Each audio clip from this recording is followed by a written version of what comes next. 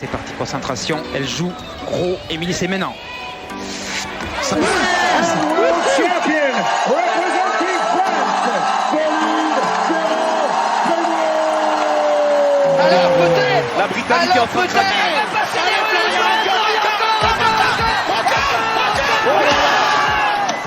C'est fini. C'est terminé, bravo Marie-Pierce, elle a gagné, elle l'a Il va falloir y aller. Elle y va peut-être. Et c'est elle qui marque le 23e but français. Bonjour à tous et à toutes. Donc, on se retrouve avec Barbara aujourd'hui et Alizé Patise.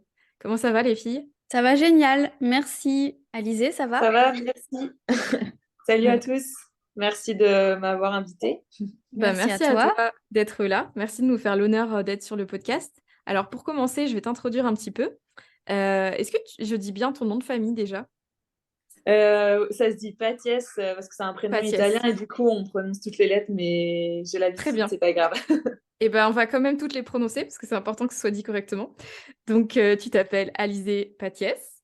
Tu es triathlète professionnelle, notamment sur le format de cross triathlon, aussi appelé Xterra, si je ne m'abuse, où tu Ouais. as décroché un très beau titre de championne du monde l'an dernier à Hawaï, dans ta catégorie. Est-ce que ça reflète bien ce que tu es? Est-ce que tu veux ajouter quelque chose? En fait, j'ai gagné ce titre-là en 2018. Ok. Et après, je suis passée en 2019 Elite où je cours avec les pros. Et l'année dernière, on n'a pas eu de championnat du monde à Hawaï. Il a été délocalisé à Molfeno en Italie. Et du coup, je finis 3e lors de ce championnat du monde. Trop bien. Eh ben, félicitations encore, hein. Ah, merci. C'est clair. Et du coup, est-ce que tu peux nous en dire un peu plus sur ce qu'est le Xterra? Qu'est-ce que ça... Est-ce que c'est quoi ta vie de professionnel? Enfin, qui Alors, es-tu? Dis-nous tout.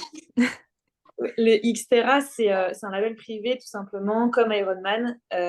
Et on l'appelle aussi le cross triathlon. Il est rattaché à la Fédération française de triathlon. C'est la même discipline, le cross triathlon et le Xterra. C'est deux entités différentes. Après, voilà, à la différence d'un triathlon classique, on va avoir la partie natation qui va être la même.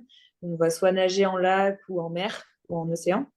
Et après, on va plutôt être sur un parcours typé VTT, entre 30 et 40 km de vélo. Et puis, on va finir par une session trail, où ça sera plus aux alentours de 10 km de trail. Ok, donc trop il y a bien. quand même une grosse partie dénivelée finalement. Par rapport à Ouais.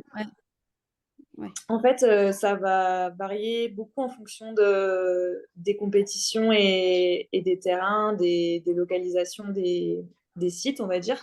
On peut très bien avoir 100 mètres de dénivelé comme on peut avoir 400. Ça dépend vraiment d'une course à une autre. Donc oui, c'est sûr qu'on n'a pas trop de plats. Et dans la volonté, vous n'avez pas trop de bitume non plus, quoi. Enfin, dans l'esprit de la course, c'est d'avoir plutôt quelque chose de montagneux.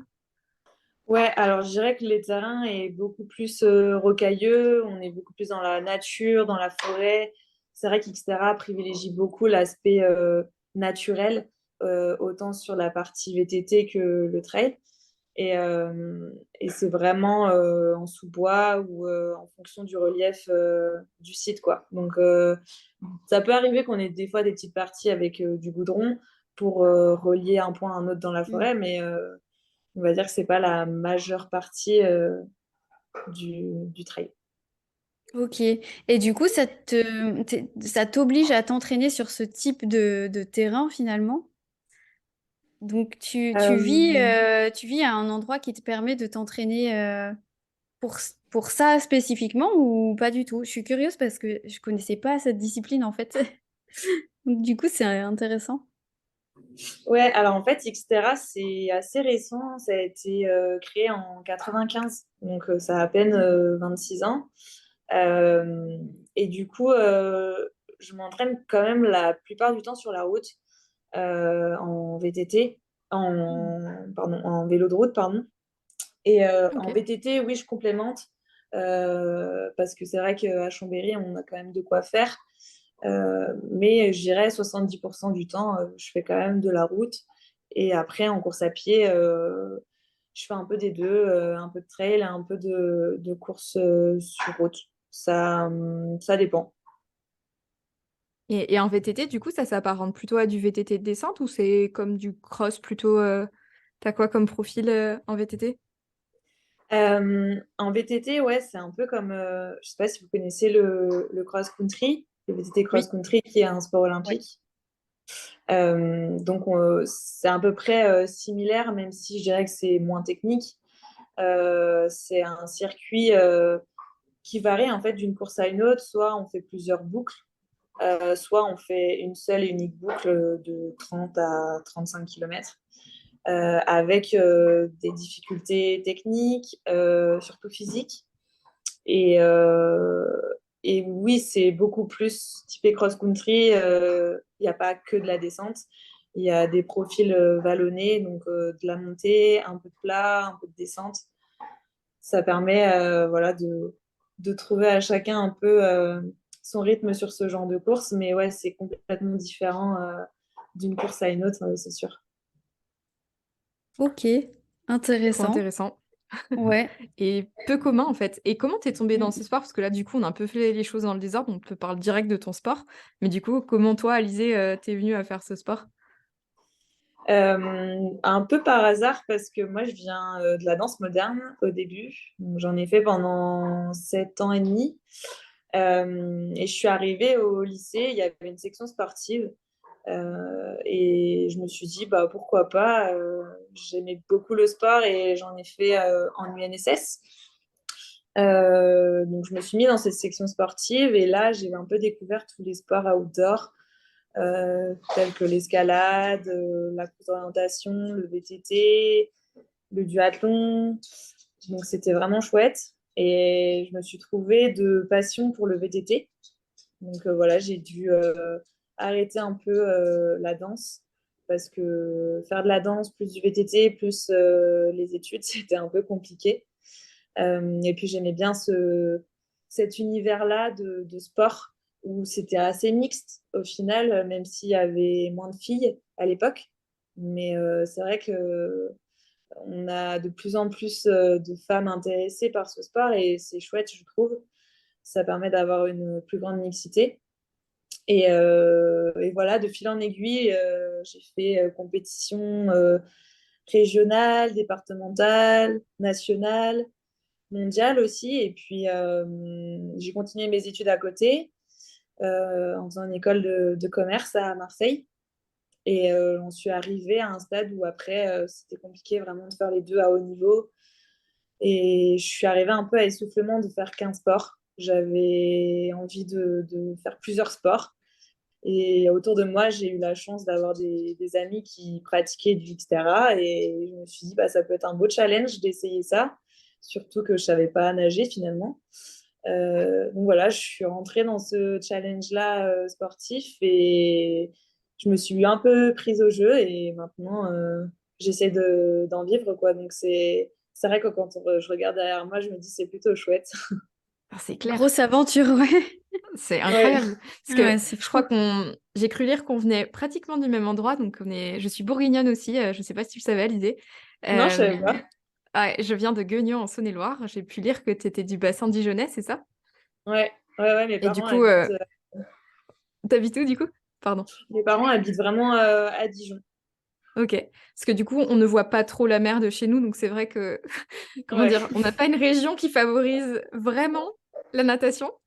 Et Non, non, enfin, à c'est part en clair. piscine, bien sûr, mais c'est vrai que j'ai pas mal. J'avais fait aussi une section UNSS dans mon collège en outdoor, donc c'était activité physique de pleine nature et j'avais adoré le VTT, donc je comprends trop ton trajet, mais tu vois, j'ai pas forcément fini par devenir professionnelle, donc franchement, chapeau, c'est énorme que tu aies persisté et que tu aies pu trouver des sponsors, parce que du coup, la condition de triathlète professionnel, déjà dans le circuit, on va dire, olympique et triathlon traditionnel, c'est pas évidente, mais en Xterra, j'imagine que c'est très compliqué. Ouais, c'est clair que c'est pas facile de trouver des sponsors déjà quand on fait un sport olympique. Après, je pense que ça se fait beaucoup par le réseau au final il faut du temps. En fait, ça prend beaucoup, beaucoup de temps et de l'investissement. Et surtout, faut pas, faut pas se dire que ça se fait en un an. Euh, et il faut toujours continuer de croire un peu en soi, même si financièrement, des fois, c'est vrai que ça a été beaucoup compliqué.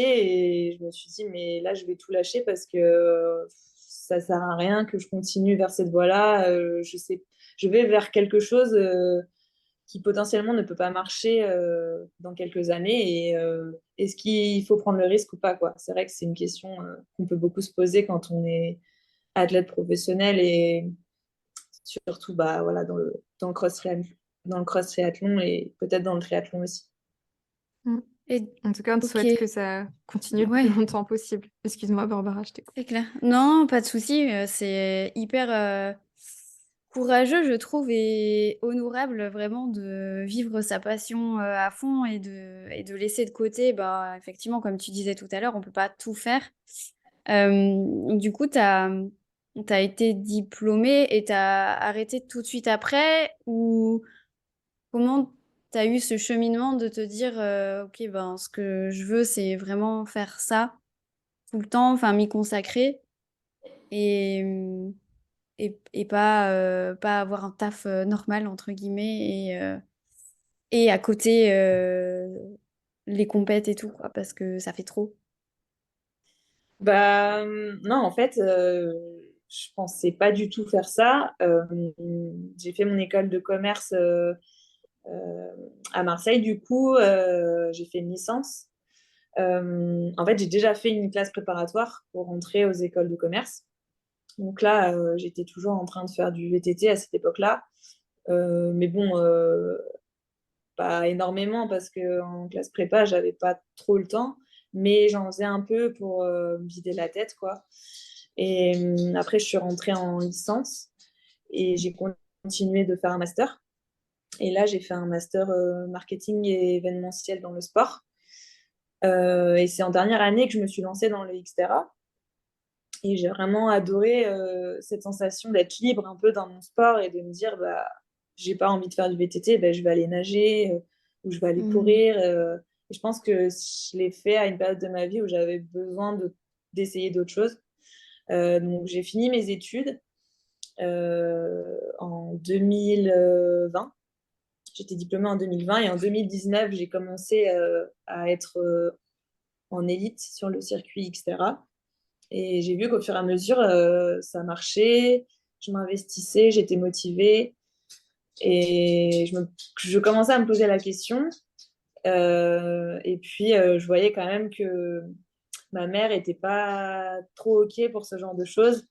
Euh, Après, je peux comprendre parce que le monde évolue tellement vite que maintenant, les métiers, ils changent tellement, ça peut faire peur aussi. Euh, mais voilà, je me suis dit, bah, on verra comment ça se passe fin 2019. Et début 2020, je me suis dit, allez, je tente le coup, je me sens bien. Et puis, de toute façon, c'est maintenant qu'il faut le faire, ce ne sera pas dans 40 ans. Donc, j'ai tenté le coup. Et puis, malheureusement, il y a eu le Covid. Donc, ça m'a un peu freiné dans ma lancée. Mais d'un autre côté, je me suis dit, pour trouver du travail, dans tous les cas, c'est compliqué. Donc, autant s'entraîner. Donc, j'ai passé l'année 2020 à m'entraîner. Un peu stressée aussi parce que du coup, c'était ma première année où je faisais que ça, euh, uniquement m'entraîner. Donc c'est vrai que c'était assez stressant. Donc j'ai continué 2020. J'ai fait une petite année du coup avec le Covid, mais j'ai fait une belle année. J'ai remporté un Xterra en Nouvelle-Aquitaine. J'ai fait deuxième à un autre Xterra. Je me suis lancée sur le circuit Alpha Ironman où j'avais fait le Natureman et je finis troisième. Et puis les championnats de France longue distance où je finis sixième pour mon premier. Donc j'étais quand même contente. Et je me suis dit, je vais continuer 2021. Et j'ai voulu changer de région à ce moment-là parce que personnellement, dans ma vie, j'avais besoin de changement. Et Dijon, c'était compliqué l'hiver pour s'entraîner. J'avoue que c'est dur quand même quand on fait un sport outdoor. Donc du coup, voilà, Je je suis viens de croire. partie, je suis partie à Aix-les-Bains parce que j'avais des amis et puis la montagne, je sais pas, je me sentais bien dans cet endroit-là, d'être proche de la montagne et du lac. Donc voilà, j'ai continué de m'entraîner autour d'Aix-les-Bains et c'est là que j'ai commencé à faire un surentraînement, à avoir vraiment cet état d'esprit de déprime et de burn-out, quoi. Donc c'est vrai que 2021, pour le coup, ça n'a pas été une année très productive, mais plutôt enrichissante dans le sens où j'ai beaucoup appris sur moi-même et ça m'a permis aujourd'hui de pouvoir performer encore plus. Peut-être qu'on en discutera un peu plus tard, mais c'est toujours enrichissant bah, de se poser et de prendre conscience de ce qui nous arrive et de changer notre manière de faire aussi. Parce que peut-être que sans ce surentraînement, j'aurais jamais changé ma manière d'être. Et, euh, et pour le coup, j'ai quand même pris un travail à mi-temps pour Mm. avoir une notion d'équilibre entre le sport et cette vie de pro, mais plus dans le domaine des affaires et du marketing. Donc voilà, ça m'a redonné un peu goût à la vie et puis j'ai recontinué les entraînements, les compétitions. Et bah là, ça fait 3 semaines que j'ai arrêté mon travail à mi-temps parce que voilà, aujourd'hui, je me sens prête à retenter l'expérience et vraiment à donner tout ce que je peux pour le cross triathlon. Bah franchement, waouh. Ouais, c'est clair. Waouh. T'as un parcours, c'est incroyable. Et bah écoute, on peut que te souhaiter que ça fonctionne et que bah, ça se poursuive le plus longtemps que tu le veuilles. Enfin, c'est génial déjà de quitter la sécurité que tu avais pris à un moment donné pour ton équilibre. Et puis bah écoute, je pense que comme tu l'as dit, tu, tu- malheureusement tu es passé par quelque chose d'assez difficile. Donc est-ce que tu as pu être accompagné? Enfin, on en fera sûrement un point, mais c'est vrai que comme tu as ouvert le sujet, est-ce que tu es OK qu'on parle de ton surentraînement un petit peu? Ouais, il n'y a pas de souci. Tu as pu être accompagné à ce moment? Enfin, est-ce que déjà tu avais un entraîneur? Est-ce que c'est toi qui gérais toute ta charge? Comment ça s'est passé? Comment ça s'est installé? En fait, j'avais un entraîneur à distance. Donc, lui, il était pas sur Aix-les-Bains. J'ai rencontré à Aix-les-Bains un préparateur physique qui est venu me voir, qui a été mon kiné au début parce que quand je suis arrivée à Aix-les-Bains, j'avais une fracture de fatigue au tibia. Donc, c'est vraiment lui qui m'a pris en Mm. charge et qui m'a dit bah, écoute, si ça t'intéresse, je peux faire ta prépa physique et je pense que ça peut être que bénéfique pour toi. Je lui ai dit bah ok, et par contre, il faut qu'on se cale avec mon entraîneur. Donc, on a essayé de se caler. Euh, Après, au fur et à mesure, j'ai senti que j'avais beaucoup d'entraînement avec mon coach et que de mettre en place de la prépa physique, neuromusculairement, c'était quand même une charge en plus que j'avais pas l'habitude. Donc, il a fallu un peu de temps pour accepter ça. Et je pense que les deux combinés, avec bah, ma fracture de fatigue au tibia, déjà, je pense que c'était une alerte. Euh, et donc, du coup, ça a été l'engrenage, quoi. Ça s'est vite, ça a apparu vraiment très rapidement, presque du jour au lendemain, quoi, sans que je le vois venir, plus ou moins, parce que après coup, il y a plein de signes. Mais ouais, j'avais plus mes règles. J'avais vraiment la sensation d'avoir une fréquence cardiaque élevée plus que d'habitude. Mais en même temps, je me disais, si je suis fatiguée, ça veut dire que je travaille bien. Donc, Mm. ça va dans le bon sens. Sauf que, en fait, j'étais tout simplement épuisée de tout ce que j'avais fait en amont. Et, euh, et ouais, ça a été difficile d'accepter, en fait, cette phase-là parce que à partir du moment où tu l'as accepté, après, ça va dans le bon sens. Mais l'accepter, je cherchais tous les autres issues possibles, quoi. Donc, ouais, j'ai fait beaucoup d'IRM, beaucoup de tests Covid. même test grossesse, des choses pour expliquer tout ça, alors qu'en fait, c'était juste devant moi, quoi. Ouais, mais c'est pas facile quand tu choisis, enfin, quand tu viens de nous raconter un peu tout ton parcours et les choix que tu as fait pour devenir pro. C'est vrai que la première ou deuxième année où tu t'y consacres, que ça t'arrive, tu te dis, mais c'est pas possible. Enfin, je comprends le fait que tu aies eu du mal à l'accepter.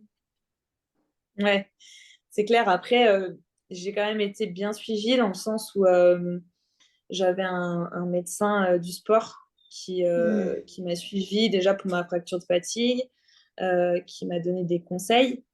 Euh, et je sais pas, peut-être un mois avant que je sache que c'était vraiment un burn-out, mon préparateur physique m'avait dit, mais Alizé, je pense que tu en fais beaucoup trop et fais attention parce que tu vas vite tourner dans le rouge et après, ça sera trop tard, quoi.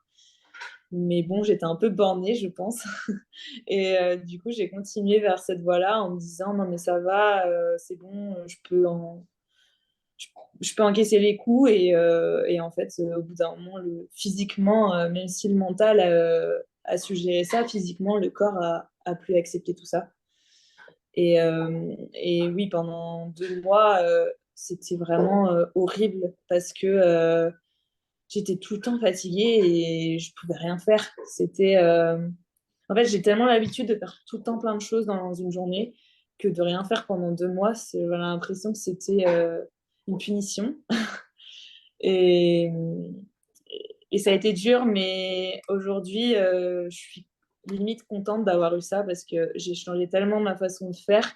Je prenais tellement pas soin de moi que je suis vraiment contente d'en apprendre plus sur mon corps.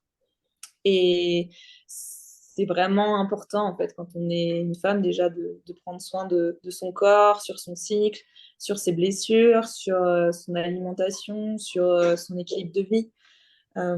Donc, ça a été vraiment enrichissant.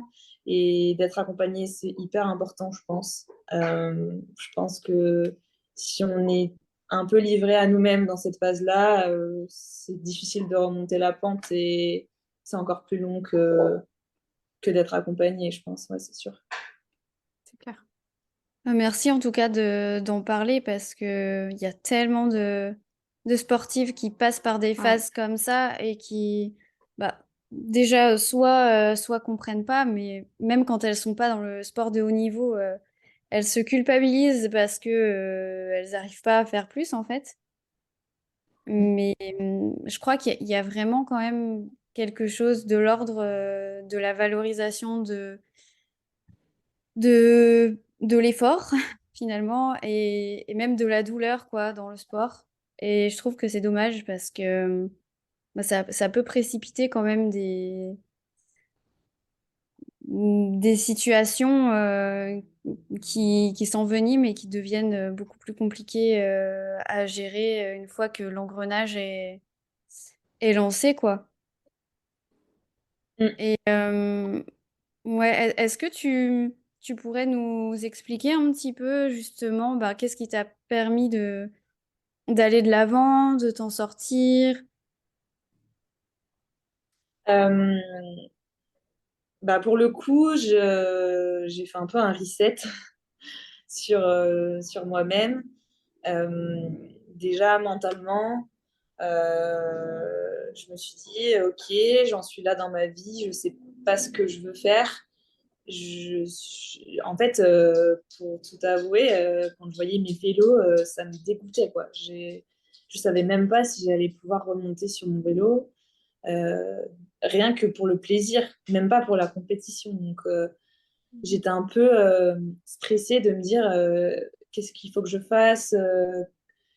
J'étais vraiment perdue, donc j'ai vu un préparateur mental qui a été plus soutien de psychologue du sport et qui m'a aidé aussi à reprendre confiance en moi, à pas me stresser, à aller de l'avant. Du coup, j'ai arrêté avec mon entraîneur. J'ai décidé de reprendre à zéro avec quelqu'un d'autre, donc une coach, une fille. Et on a beaucoup échangé, on se connaissait déjà avant. Euh, On a échangé sur vraiment plein de choses, rien que sur le cycle menstruel, sur la manière de s'entraîner, sur la manière de faire. Je pense que je suis quelqu'un qui a été beaucoup trop dur avec moi-même et du coup qui peut l'être des fois avec les autres. Et j'étais un peu dans cette optique de no pain, no gain dans le sport. Et alors qu'en fait, j'avais complètement négligé la partie bien-être, relaxation, récupération. Alors qu'en fait, c'est quasiment une autre discipline dans le triathlon et même dans les autres sports. Donc, j'ai vraiment essayé de reprendre goût à tout ça, au sport, au bien-être, à échanger avec ma famille, mes amis, à pas me mettre de pression et d'objectifs sportifs. Donc voilà, pendant 2 mois, j'ai essayé de refaire un reset sur moi-même. Et puis après, j'ai commencé à m'entraîner un petit peu, à vraiment faire du vélo, mais comme ça, sans compteur, sans montre, vraiment en balade. Et puis au fur et à mesure, j'y ai un peu repris goût. En fait, le problème quand on est sportif, c'est que des fois, on a trop tendance à regarder les chiffres, les watts, les fréquences, la vitesse, et on oublie complètement ses sensations. Donc, pour le coup, d'avoir cette phase-là, ça m'a vraiment permis de me poser et de me dire, OK, tu as ces chiffres-là, mais toi, tu ressens quoi? C'est quoi tes sensations sur cette séance-là? Euh, et c'est quoi la différence entre tes sensations et tes chiffres, quoi? Parce qu'en fait, je regardais plus que les chiffres et je regardais plus du tout mes sensations. Donc, j'ai vraiment repris le sport qu'avec des sensations. Ça m'a vraiment permis de refaire des compétitions en fin d'année. Et c'est là que je me suis dit, bah, ok, ça va revenir. En fait, je pense que de refaire en fonction de ces sensations-là, ça va me permettre de changer pas mal de choses mentalement. Et puis physiquement, le médecin avait dit que ça pouvait prendre un peu de temps, mais que si je prenais soin de moi et que je m'écoutais, bah, ça allait revenir, quoi. Donc voilà, j'ai essayé de faire comme ça. Et puis le fait d'avoir mon travail à mi-temps aussi, bah, j'étais plus dans cet engrenage-là de j'ai que le sport et vu que le sport, ça va pas en ce moment, bah, rien va dans ma vie. Donc là, non, j'avais un travail à mi-temps, ça allait bien. Je me sentais utile en fait dans ce que je faisais et au fur et à mesure, je me sentais beaucoup mieux.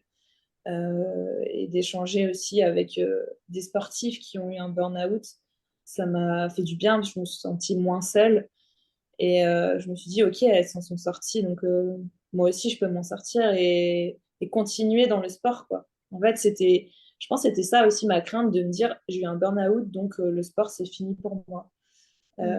Parce que pas mal de sportifs ou de sportifs après n'ont plus le goût de revenir dans leur sport et moi ça me faisait peur un peu d'arrêter complètement le sport en général.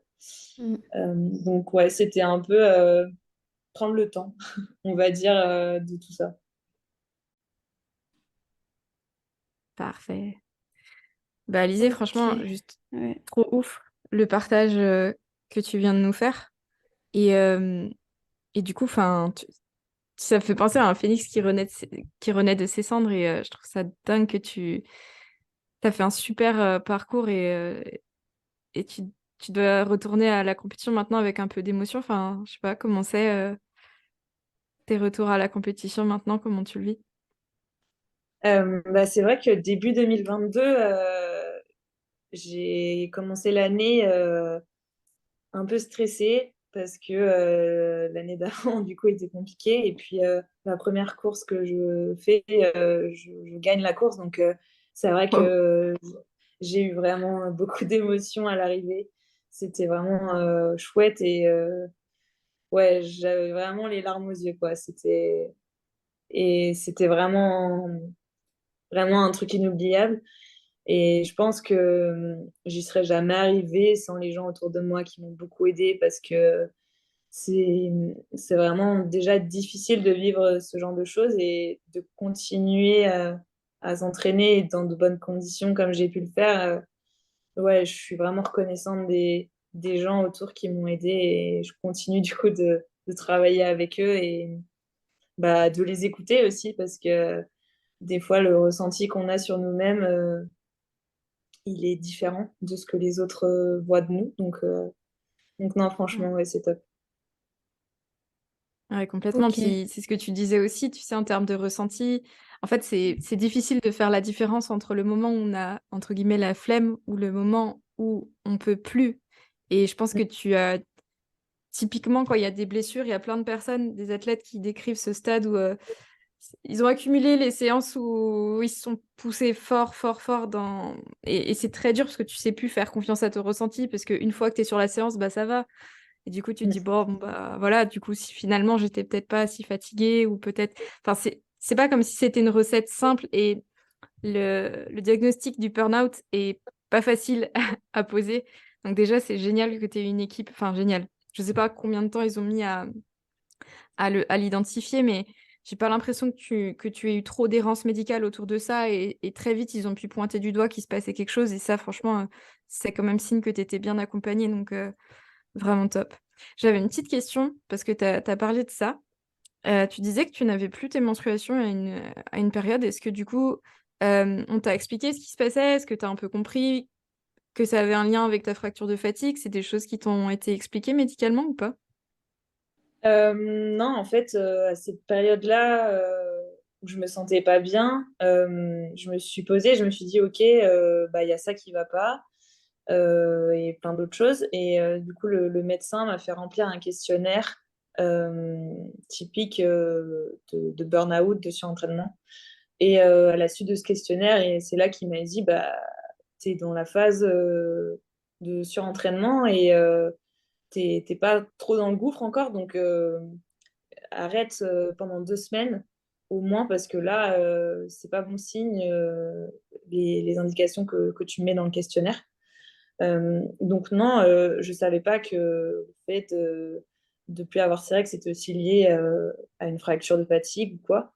Et, et c'est plusieurs temps après que je me suis interrogée et informée surtout sur tout ça, sur tout ce qui est hormonal parce que je le prenais pas du tout en compte et je faisais pas du tout attention à ces sensations-là. Donc c'est vrai que à cette période-là, j'avais arrêté, j'avais tout arrêté euh, parce qu'en fait, ça faisait 10 ans que je prenais la pilule. Et je me suis dit, en parlant avec des copines, ah ouais, purée, ça fait quand même 10 ans que je prends une pilule. Pilule, ok, pourquoi je prends une pilule? Donc, je me suis interrogée sur les avantages, les inconvénients. Et j'avais deux, trois personnes autour de moi qui me disaient, moi, je me sens vraiment mieux depuis que je prends plus de pilule, plus rien, quoi et qui m'ont aussi mentionné le fait que sportivement parlant, elles se sentaient mieux et vraiment bien dans leur corps. Et c'est là que ça m'a interpellée et que je me suis dit, bah, je vais arrêter de prendre la pilule. Donc j'avais arrêté pendant 3 mois et c'était la phase où j'essayais plusieurs choses. Donc en fait, j'ai essayé à peu près tout. Alors attends, Euh, on précise le contexte, on parle de drogue, d'alcool, de sport, de contraception. de contraception. D'accord. Ouais, donc déjà, ça faisait 10 ans que je prenais la pilule. J'avais pris plusieurs pilules, dont Diane 35, qui avait été arrêtée du marché pour ses effets un peu négatifs. Et je me suis dit, bon, bah, je vais essayer le stérilet en cuivre parce que je voulais plus l'aspect hormone qu'on pouvait avoir. Donc voilà, du coup, j'ai essayé le stérilet en cuivre pendant 3 4 mois. Et en fait, ça allait pas du tout dans mon corps. J'avais une impression de rejet, je me sentais pas bien, j'étais souvent blanche, mal au ventre. Donc du coup, j'ai été voir mon sage-femme, et il m'a dit bah, si vous voulez, on arrête tout et puis vous réessayez pendant 3 mois sans rien. Et si vous voulez réessayer autre chose, on pourra réessayer à ce moment-là. Donc, je me suis dit, bon, ok, stérilet, c'est pas pour moi. Pilule, j'en veux pas. Bon, bah, je vais essayer l'implant.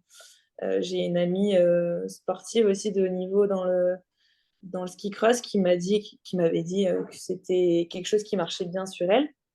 Donc, j'ai essayé l'implant et pareil, ça n'a pas marché sur moi. Pendant 3 mois quasiment, j'avais enfin, presque tous les jours mes règles, quoi. Donc, c'était vraiment pas possible. Non, c'est pas Donc, ouf. Pas je vraiment. me suis, je me suis dit, je vais vraiment, bah, en fait, rien prendre parce que c'est à ce moment-là que je me sens le mieux. Donc, j'en avais discuté avec mon copain quand même, mais j'ai eu de la chance. Enfin, j'ai eu de la chance. Non, parce qu'au final, je suis maître de mon corps, mais il a été vraiment compréhensif dans le sens où il m'a dit, mais c'est ton corps, si tu te sens mieux sans, bah voilà, tu fais sans, c'est normal, quoi. C'est toi qui décides et c'est toi qui prends la décision. Et maintenant, ça fait 1 an et demi que je n'ai plus de moyens de contraception avec des hormones et c'est vraiment chouette. Franchement, je me sens super bien, rien qu'au niveau de mes sensations, mes émotions, Mm. bah voilà, j'ai l'impression de reprendre la main sur mon corps, quoi. C'est fou, hein, les émotions, c'est quelque C'est chose qui dingue. revient. Ouais, ça revient Ouais, tout le ouais, temps. ça Et ça revient s'est tout le temps. superposé à ton burn-out, mine de rien. Du coup, c'était aussi cet aspect où tu n'arrivais peut-être pas à faire le feedback. En fait, Ouais, peut-être. nous, je sais pas si tu as écouté les autres épisodes, mais bon, c'est un des trucs qui revient beaucoup. C'est au long terme, en fait, ça lisse vraiment les sensations, les émotions, et qu'en fait, t'es ni triste ni heureuse, quoi. T'es un peu neutre tout le temps, t'as pas trop de fenêtres sur toi-même. Et finalement, Mm. si on remet un peu ta temporalité, c'est peut-être aussi, ça a pu contribuer au fait que tu avais du mal à identifier tes feedbacks ou du mal à t'écouter. Peut-être que c'était très lisse et qu'il y avait peut-être pas beaucoup de choses à écouter aussi, tu vois. C'est un des effets secondaires de la Mm. contraception hormonale. Ouais, c'est clair que j'avais l'impression que c'était linéaire et qu'il n'y avait jamais de haut et de bas, quoi. Là, c'est vrai que quand je suis heureuse, je suis vraiment heureuse. Et par contre, ouais, quand je suis triste, vraiment, je peux être vraiment très triste. Mais je préfère avoir des hauts et des bas comme ça plutôt que d'être tout le temps sur la même ligne Dans le et de moyen. pas avoir... Ouais, Ouais. Je, Mm. je, je 100%, comme disent les Anglais, tellement, tellement d'accord. Ah ouais, non, c'est un choix qu'on fait la plupart du temps. Enfin, c'est un des retours qu'on m'a fait et qui m'a convaincue de changer.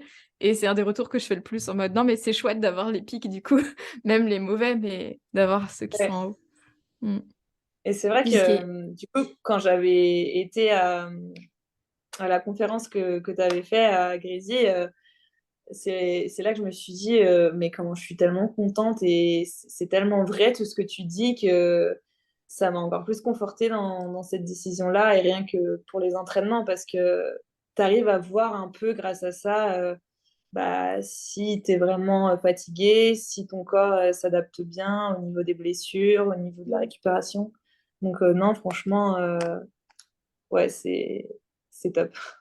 Bon, bah, tant mieux, si tu as trouvé ce qui te convient, c'est le top, top, top. du coup, juste, je reviens sur... parce que donc, tu as dit qu'à un moment, tu avais une absence de menstruation.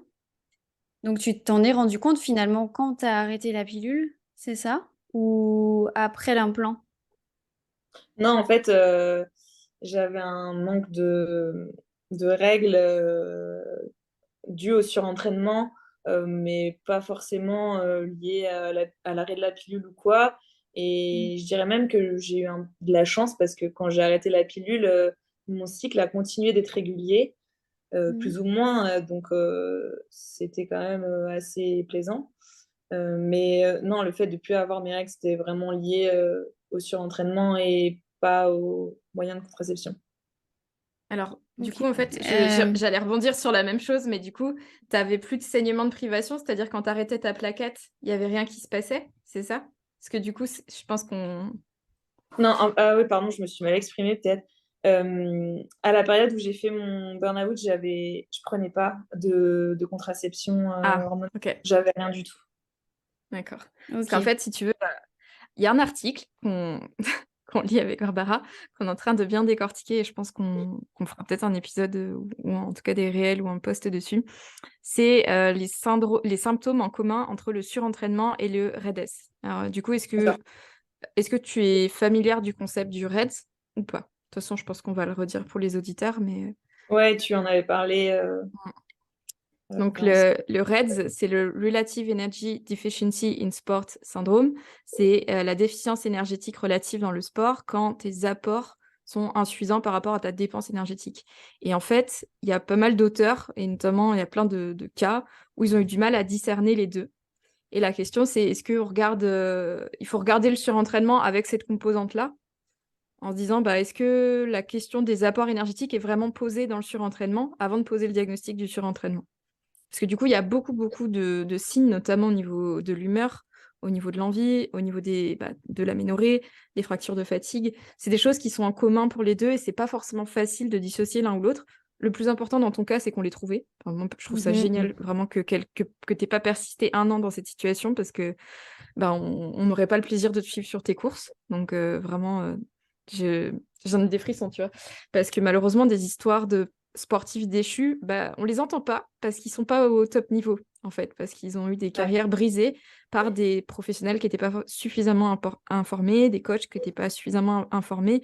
Et ça, c'est vraiment dommageable. Et du coup, tu as été bien entouré et c'est le plus important. Et du coup, voilà, il y a beaucoup de symptômes en commun entre le surentraînement et le RED-S. Et c'est pas très clair encore à l'heure actuelle, l'un et l'autre. Je te laisse compléter, Barbara, je pense. Oui, sachant que les études en fait qui regardent un peu les symptômes du surentraînement n'évaluent pas toujours justement les apports énergétiques des athlètes, sachant que même quand on les évalue, c'est hyper compliqué en clinique justement de le faire en vie réelle. Surtout et parfois ça peut être très compliqué aussi d'atteindre ces apports énergétiques quand on a un gros volume d'entraînement. Donc c'est vraiment c'est hyper compliqué de faire la distinction entre les deux. Moi, je pense, et je pense que c'est le cas aussi de pas mal d'auteurs, qu'il y a des ponts entre les deux. Ouais. Mais après, il y a quelque chose dans le Reds. On ne sait pas trop encore niveau performance si c'est tant impacté que ça et à quel moment, tu vois. Je me Ouais, dis ça crache. peut-être, ouais, ça, c'est vraiment le déficit énergétique, il est chronique sur une longue période. Et du coup, bah oui, on observe quand même des perfs qui, en tout cas, n'augmentent plus, ne s'accroissent plus, et, euh, et des choses au niveau neuromusculaire, au niveau force. Du coup, il n'y a peut-être pas de progression. Après, de là à dire qu'il y a une régression hyper brutale et voire un arrêt total qui est juste nécessaire, comme je comprends que ça a été ton cas, Alizé. Euh, Ça, on n'a pas trop de données encore là-dessus sur le REDS et je pense Mhm. que on attend encore tellement d'études, même des cas contrôles, hein, pour Ouais. expliquer tout ça. Mais, Ouais. mais ouais, parce qu'il me semble que enfin, en lisant un article sur ton burn-out, euh, j'ai eu cette impression-là que il y a eu un moment où en fait c'était juste stop, tu pouvais plus, enfin ton corps ne pouvait plus et que tu avais eu un arrêt hyper brutal de l'entraînement, quoi. Mais tu Ouais, me c'est dis ça. si je me trompe, hein. Non, non, ouais, c'est vraiment physiquement que mon corps n'était plus capable. C'était vraiment devenu compliqué même d'aller faire des courses Mm. alimentaires, quoi. Ouais. C'était... Mm. Et j'étais dans un appartement et il fallait que je monte les escaliers et j'avais mis une montre pour voir un peu ma fréquence cardiaque tous les jours. Et en fait, j'étais à 130 battements, alors que 130, Ah ouais. c'est quand je cours, Waouh, quoi. c'est chaud, ouais. Ouais, c'est ouf. Donc, Ouais, Et du ouais, coup, c'est toi, violent. ça se ressentait ouais, dans une espèce de poids permanent que tu avais, une fatigue, et ouais. puis j'étais tout le temps fatiguée, c'est-à-dire que même le matin, quand je me réveillais, j'étais déjà fatiguée alors que je venais de dormir. Et les premières fois où j'ai repris un peu l'entraînement, des fois, ça m'arrivait que j'allais courir peut-être 30 minutes et je rentrais, j'avais mal à la tête, j'avais mal partout et je sentais que neuromusculairement, mon corps ne voulait pas m'infliger ça, quoi, et que c'était encore trop tôt. Donc, ouais, c'était un moyen de me faire comprendre que bah non, c'était pas possible pour le moment de faire une activité sportive. Et, et c'est là aussi que je me suis informée sur des articles de burn-out et de surentraînement.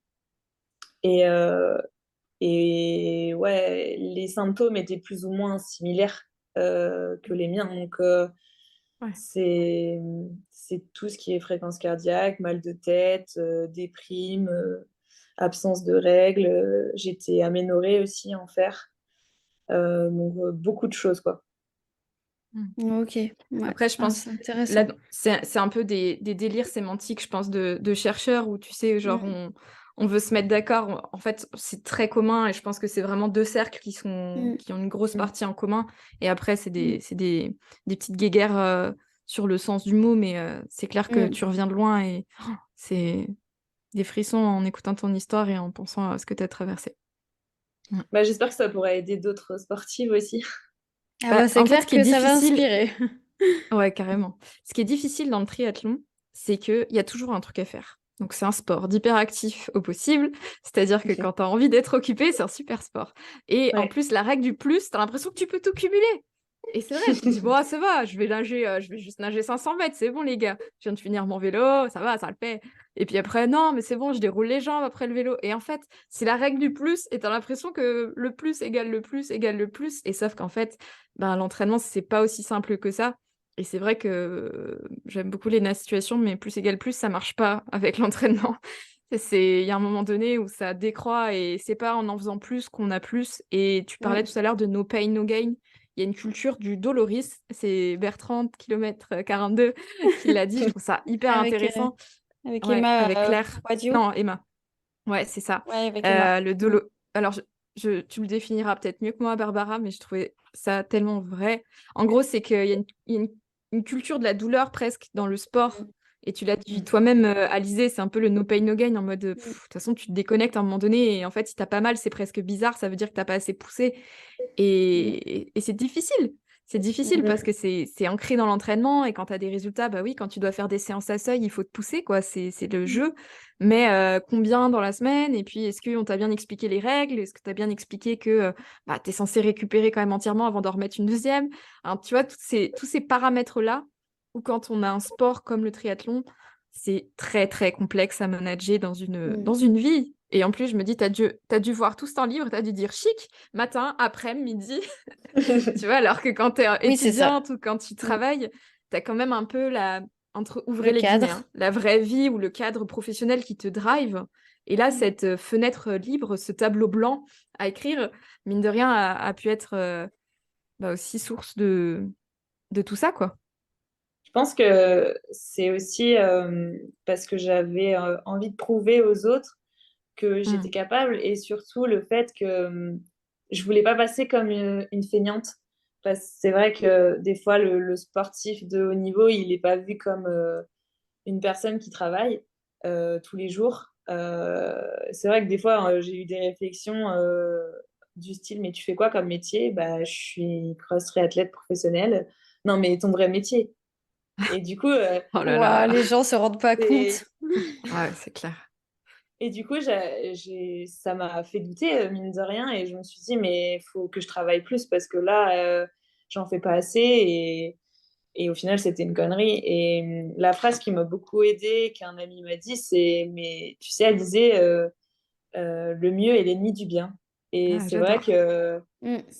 ça m'a beaucoup aidé à relativiser et à me dire des fois sur des séances, ok, je suis bien, je pourrais en remettre une, mais non, j'ai fait du bon travail et je m'arrête là et demain, ça sera un autre jour et je pourrais faire autre chose, quoi. Et ouais, Complètement. c'est toujours arrêter d'être dans l'optique de en faire plus pour être plus forte et vraiment s'écouter, quoi. Mmh. Et un truc que j'ai beaucoup dit à mes athlètes quand je sentais que je devais les freiner, c'était, que le repos, c'est l'entraînement invisible. Que vraiment, une fois que tu arrives à ancrer ça, en fait, ça fait partie vraiment d'une séance. Tu peux même l'écrire au pire si c'est juste une Mmh. question planning, mais c'est ton Ouais. taf aussi, ça fait partie du jeu, c'est une séance à part entière, elle doit s'inscrire, elle peut pas sauter comme ça. Non, non, c'est Ouais. Mmh. Moi aussi, je le dis souvent que les adaptations se font avec la récupération. parfait. Ouais, On a c'est chacun vrai. notre petite Ouais, phrase. ah ouais, non, mais je trouve c'est tellement, mais bah ouais, chez tous les sportifs, il y a Ouais, ce un truc. culte le culte de la performance quand on veut bien faire, etc.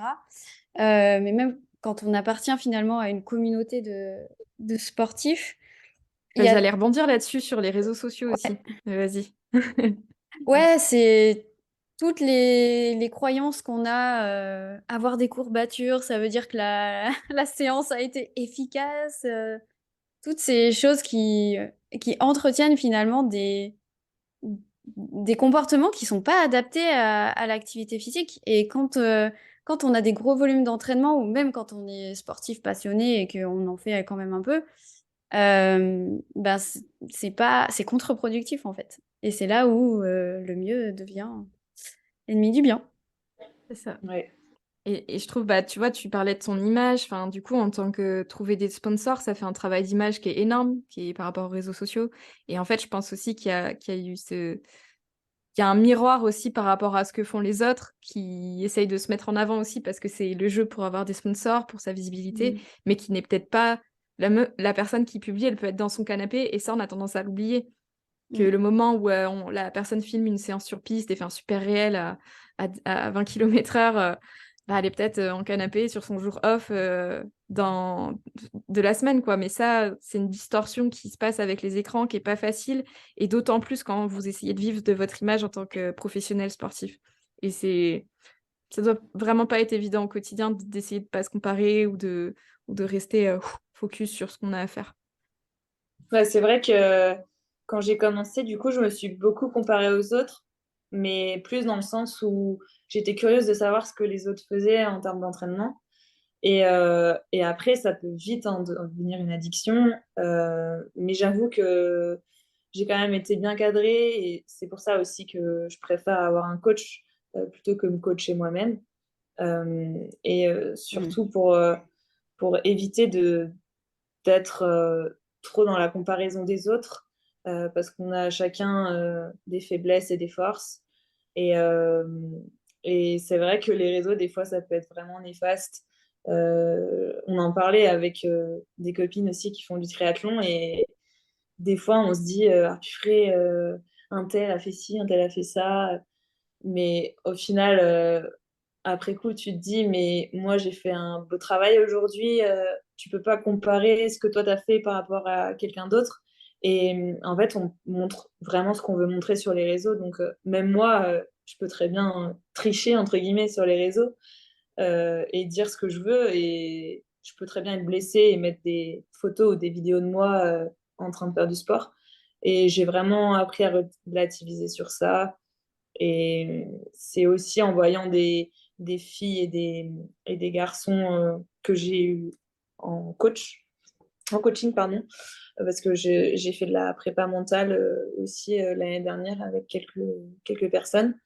Et ça me fait de la peine un peu parce que je me dis, on est dans un monde actuel où les réseaux sociaux ont pris beaucoup d'ampleur et les filles sportives font beaucoup de comparaisons avec Mm. d'autres filles sur les réseaux. Euh, et ça peut être vraiment néfaste. Et rien que les réseaux, je veux dire Instagram, Facebook, mais aussi Strava. Strava. Donc, C'est ouais, c'est l'enfer vraiment du quelque coureur, chose ça. Ouais, ouais. Ouais. Mm. Ouais. C'est vraiment pas évident de gérer tout ça, je pense, pour la nouvelle génération. Ah ouais, C'est non, vrai. mais carrément. Moi, Strava, bon, j'ai découvert un peu le côté négatif, on va dire, il y a pas longtemps. Et toutes mes coachées ont fini par le désinstaller. Et sur Tela aussi, on a eu des grosses discussions là-dessus pour que bah, elles se recentrent sur elles-mêmes et justement sur les sensations qu'elles ont vis-à-vis de leur activité et tout, quoi. Mais ça peut être vraiment trop toxique. Mm. Débat que j'ai eu, je sais pas combien... Enfin, Margot m'en parle beaucoup aussi. Et je crois qu'elle a fait Ah oui. plusieurs va-et-vient. Ouais.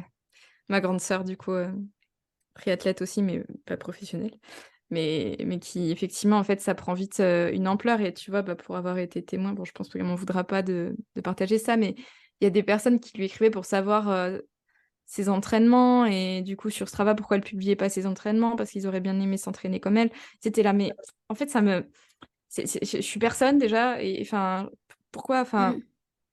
Et c'est dommage. Enfin, vraiment, et pourtant, c'est un réseau social qui est intéressant, Mm. qui, au moins pour se mémoriser la course qu'on a fait pour soi et avoir un retour. Et c'est vrai Feedback. qu'il y a quand même un petit côté, m'as-tu vu, et toujours plus qui est dangereux dans les sports oui, où on peut faire du plus, plus, plus. En fait, quand tu fais des sports collectifs, tu peux pas aller faire 3 entraînements, en fait, parce que tu as besoin de 10 copains. Et que tes 10 copains, ils vont pas faire 3 entraînements de suite. Donc, en fait, il y a des sports aussi qui s'y prêtent plus que d'autres. Et sur les sports collectifs, t'as pas ces trucs de dépendance autant, finalement. Parce qu'il y a tout un environnement qui est moins facile. Sur des sports d'extérieur comme ça, où on peut accumuler du volume, où ça fait partie de l'entraînement parce que vous avez des courses qui ont du volume, c'est difficile de bien se driver, quoi. C'est vrai qu'il faut avoir des garde-fous, être accompagné. Et je pense, tu l'as dit toi-même, enfin, même un coach devrait être coaché. Et ça, c'est hyper important. On n'est pas lucide sur ses capacités à faire soi-même. Je me fais prendre en charge en kiné. J'ai beau être kiné, je peux pas me rééduquer toute seule. Et j'ai beau avoir des notions en prépa physique. Alors là, c'est vraiment, j'ai déjà assez de charge mentale. C'est très confortable, en fait, le moment où tu déposes le truc et tu deviens un exécutant. Même si tu connais, même si tu as ton idée des choses, en fait, le but, c'est pas que tu réfléchisses à « Ah mon Dieu, j'aurais peut-être dû faire 165 BPM au lieu de 167 ». Enfin, c'est vachement dur si en plus tu dois toi-même te pousser et que c'est toi qui as choisi que tu devais pousser. Alors que si c'est quelqu'un qui t'a dit de faire, go. Donc Et ouais, je la pense que modulation de c'est... l'intensité Ouais, aussi, tu vois. complètement. On se rend pas compte, et moi c'est pareil, si je me fais pas coacher, j'ai bien vu les phases où j'étais pas coachée et même moi qui arrive très bien à apprendre à mes coachés à s'auto-réguler justement, Ah, mais du pour moins soi, c'est c'est une très dur. énorme partie du travail. Et en fait, pour soi, tu te dis, ouais, non mais là, ok, ouais, j'ai bien dormi, je suis en forme. Mais en fait, ça marche pas comme ça, quoi. Faut toujours prendre en compte que un entraînement, c'est sur la longueur, que les performances, elles évoluent sur la longueur, il y a tellement de paramètres à prendre en compte. Et encore, nous, on est amatrices, mais voilà, quand on en fait sa vie en plus, Mais franchement, même à haut c'est... niveau, à un moment donné, c'est pas une séance qui fait la différence. Et si celle-là, Ah, par mais contre, elle peut carrément! t'amener très très loin au point Mm. de plus pouvoir regarder son vélo Ouais. enfin, tu vois, ce que tu as dit, c'est ouf quand même, Alizé. Et Mm. c'est vrai que ça, je pense que c'est Mm. important de rappeler que votre entraînement, il est fait pour que même une séance ne fasse pas la différence. Vous avez un socle, c'est des années, des semaines de travail, c'est pas une séance qui va faire capoter le projet.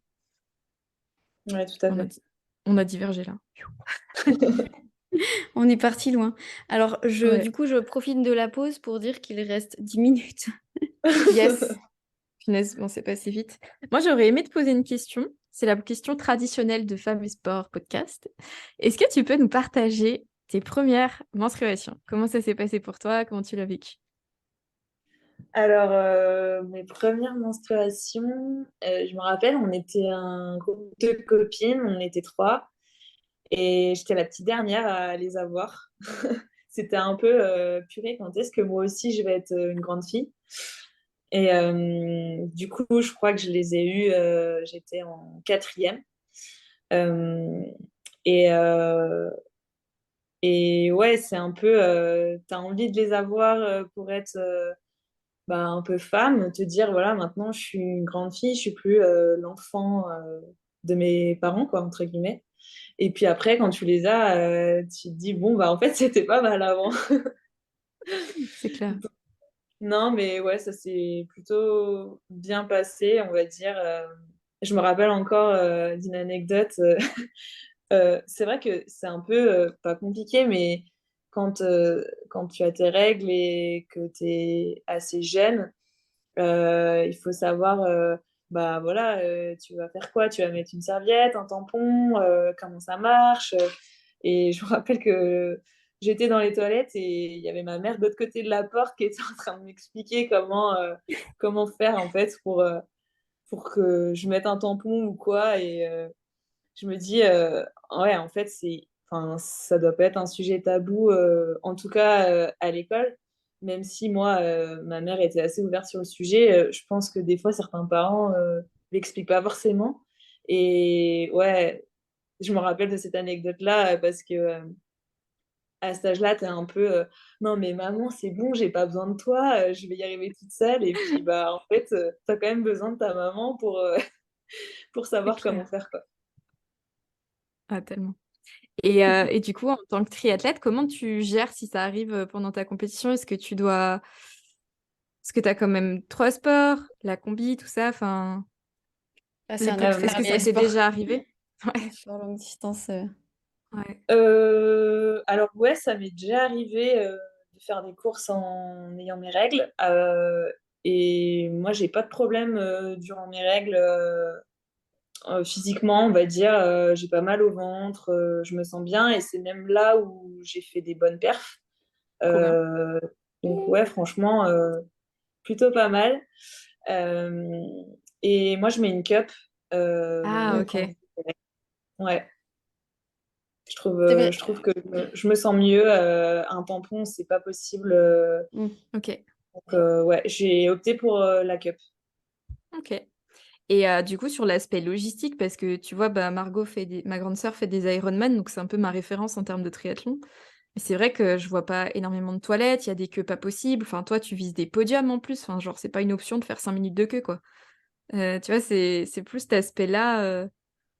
Ouais, alors c'est vrai que je m'arrange toujours pour, on va dire, me changer avant le départ. Mmh. Quand j'ai mes règles, ouais, j'essaye de faire en sorte de pouvoir le faire. Après, Ouais, la course, souvent, ça dure environ 3 heures. Donc, en trois ouais, heures, ok. j'ai pas besoin de me changer. On va dire, c'est pas comme un Ironman. Mmh. Euh, et puis, je dirais que ce qui est le plus compliqué, je pense, c'est quand tu fais que de la natation. Euh, Ça peut être Mmh. compliqué. Mm. Ok, Mais sinon, non, j'imagine. j'ai pas trop de problème à ce sujet. Bah, tant mieux. On souhaite pas que t'en aies. C'est pas le projet. Et est-ce que tu aurais aimé dire quelque chose aux auditeurs? Et une autre question aussi, c'est qui aimerais-tu entendre dans ce podcast? Une sportive ou quelqu'un dont tu aimerais avoir l'opinion, que tu aimerais entendre parler sur un sujet? Euh, une sportive sur cette opinion. euh, Ou enfin, en tout cas sur le sport au féminin, et voilà, si t'as des copines, c'est le moment de balancer des noms. Voilà. Ou, ou des gens que tu aimerais entendre. Ou des gens inspirants, enfin vraiment, c'est assez libre. Ça nous aide en fait euh, à réfléchir à notre liste aussi. alors, j'ai un nom en tête comme ça qui me vient, mais elle n'est pas française. C'est Laura Philippe qui fait aussi du triathlon, une distance. Ok. Et j'ai son nom qui me vient parce que j'avais écouté une vidéo sur elle qui disait qu'elle faisait beaucoup attention à son cycle. Et c'est aussi grâce à elle que j'y ai plus fait attention. Donc c'est vraiment bien, je dirais, que des sportives de haut niveau mettent en place des vidéos sur cette thématique. Mm. Et sinon, en termes de françaises sportives, je pourrais dire Marielle Berger. Donc, c'est une athlète de haut niveau qui fait du ski cross.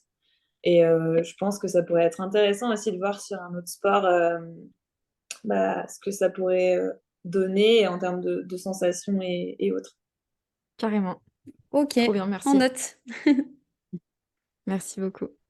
Est-ce qu'on peut te retrouver sur des réseaux sociaux, les personnes qui veulent t'apporter leur soutien, que ce soit financier ou quoi? Est-ce que tu as un Patreon? Est-ce qu'on peut t'aider d'une quelconque manière pour cet Pour aspect-là? t'aider, Euh, te soutenir. Ouais. Bah ouais, bien sûr, avec plaisir, hein. Bah, c'est Alizé Patiès sur les réseaux tous les réseaux, Facebook, Instagram, LinkedIn. Et cette année, je me suis associée avec une start-up qui s'appelle Lactic et Ok. qui aide notamment les sportifs de haut niveau à, à vivre de leur passion et mettre en place leurs projets sur le long terme, Trop bien. autant financièrement que au niveau des équipements. Donc, sur le site Lactic aussi, c'est possible de rejoindre l'aventure. Parfait. Bah, merci. Ok. Ils J'espère sont pas mal on a... actifs sur LinkedIn, je crois, hein. Ouais, ouais, ouais. Ah, je connaissais pas, je vais aller voir, mais en tout cas, c'est trop chouette qu'il y ait des initiatives comme ça. Et puis, j'espère que toutes les personnes qui ont envie d'investir dans le sport féminin passent le cap. Ça passe aussi individuellement, donnant la main à des athlètes qu'on affectionne. Donc, force à toi. Et puis que tout le monde t'aide, ce serait chouette. Merci, c'est gentil, avec plaisir. Cool.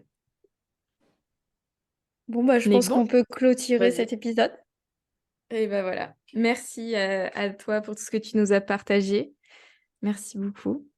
Merci à Ouais, franchement, le burn-out, je pense que dans le milieu professionnel, c'est déjà pas facile d'en parler, d'en revenir. Et donc, vraiment, merci à toi de t'être livré là-dessus. On te souhaite que le meilleur pour cette saison, que tu puisses kiffer, que tu puisses vraiment surtout aimer ce sport et le faire comme tu as envie et du mieux que tu peux. Parce que tu reviens de loin et c'est tout ce que tu mérites. Donc, belle saison à toi, Alizé. Ouais, on te Merci souhaite beaucoup. vraiment beaucoup, beaucoup de bonnes choses. Ouais. Et voilà, et merci d'avoir pris la parole sur le podcast. Je pense Yes. que ça va être très apprécié. Merci beaucoup. Merci à vous de m'avoir invité. C'était vraiment top. Yes. Avec Et grand du coup, plaisir. yes. Du coup, abonnez-vous à nos comptes Instagram, donc Femmes et Sport Podcast. Nous sommes sur LinkedIn aussi, où nous partageons les épisodes et on essaye de vous mettre d'autres contenus aussi, comme des articles. Mettez-nous 5 étoiles sur Apple Podcast, c'est ce qui nous aide le plus pour le référencement. Donnez-nous des avis sur Apple Podcast aussi, c'est ça qui aide. Merci et à très vite. À très vite tout le monde. Parfait. Yay! Alors il reste moins d'1 minute pour se dire au revoir. Exactement. On Bravo est dans Alizé. C'est quoi le... la prochaine course que tu fais, qu'on mette les trackers, qu'on te regarde? Du coup, ça sera à Taïwan le 15 avril. Waouh, trop bien. Ouais, Ok. un milieu humide et chaud, comme la Réunion. Exactement. Ouais, Exactement. vas-y. Bon courage pour l'acclimatation, tu y vas un petit peu avant? Ouais, j'y vais une semaine avant. Ouais, super. Ah, c'est top. Bah écoute, bon kiff, hein? C'est quoi comme distance? C'est 1,5 km de natte, 30 de VTT et 10 de trail. Cool. Trop bien. Bah écoute, on sera derrière toi. Donc Grave. bon On va checker courage. ça. C'est Yay. gentil, merci beaucoup. Avec plaisir. Merci à toi d'avoir été jusque-là. Si tu as aimé cet épisode, n'hésite pas à laisser 5 étoiles sur ton appli de podcast préféré et des commentaires bien sûr. N'hésite pas à nous dire ce que tu as aimé ou ce que tu voudrais voir améliorer. Et dans notre prochain format d'interview, si tu veux écouter quelqu'un en particulier sur le sujet de la femme sportive, n'hésite pas à nous le suggérer en commentaire ou en DM sur Instagram. Allez, à bientôt!